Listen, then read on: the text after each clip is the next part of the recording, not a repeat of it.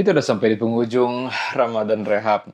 Dan ini sebenarnya video terpendek yang bakal gue bikin di Ramadan Rehab. Gue berterima kasih buat kalian yang udah nonton dari awal sampai akhir, walaupun jumlahnya puluhan sampai ratusan. Karena ada satu prinsip yang mungkin kalian bisa pakai kalau kalian latihan public speaking atau kalian latihan konten, yaitu 1.000 orang pun itu bisa menuhin hampir se-GBK. Gue 10.000 apa 1.000 orang. Makanya banyak orang yang nganggep, gue nggak 100.000, nggak sejuta. Bahkan stadion-stadion yang besar pun mereka nggak sampai ngemuat 1 juta orang. Mungkin kalian bisa lihat Masjidil Haram pas lagi penuh kali, ujung ke ujung masjid 1 juta orang. Dan sedikitnya kalian itu adalah orang-orang yang gue doain bakal terus istiqomah sampai kalian wafat.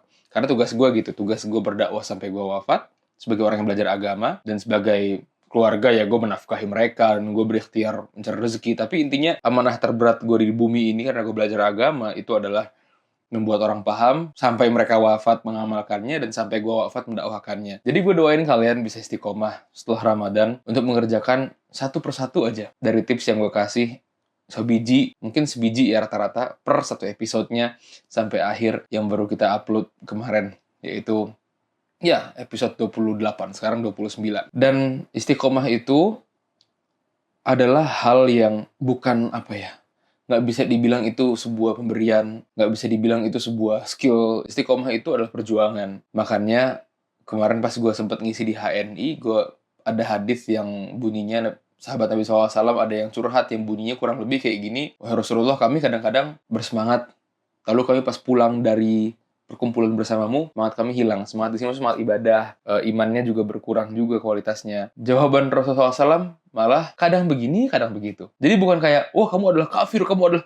Enggak, Rasulullah SAW malah bilang, kadang kondisinya seperti ini, emang kadang seperti itu. Jadi Rasulullah SAW itu mewajarkan. Dan para sahabat pun udah duluan ngerasain, setelah Ramadan itu, amalan yang tadinya peak, wah, hatam 3 hari sekali, itu ngedrop. Itu udah biasa. Tapi gimana caranya kita bisa nge-maintain dropnya amalan, jangan sampai lebih drop daripada sebelum Ramadan. Ini sebelum Ramadan.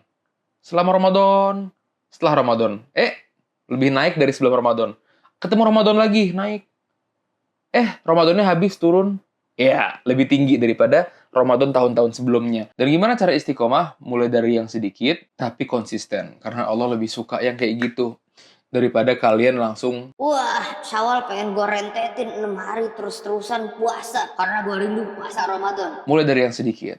Dan tips-tipsnya udah gue rapihkan di seluruh episode Ramadan Rehab. Dari cara menghilangkan amarah lah, berhenti pornografi, dari gimana caranya kita bisa lebih bersyukur, kita bisa sampai ke ngurus anak pun gue kasih tahu, karena banyak banget tips growth di hidup gue yang gue dapetin setelah gue punya anak. Kalian tonton dari awal, dan sesekali kalau ada hal yang susah untuk kalian hilangkan dari hidup kalian berupa kebiasaan buruk, tonton berkali-kali episode itu. Yang paling penting adalah doa.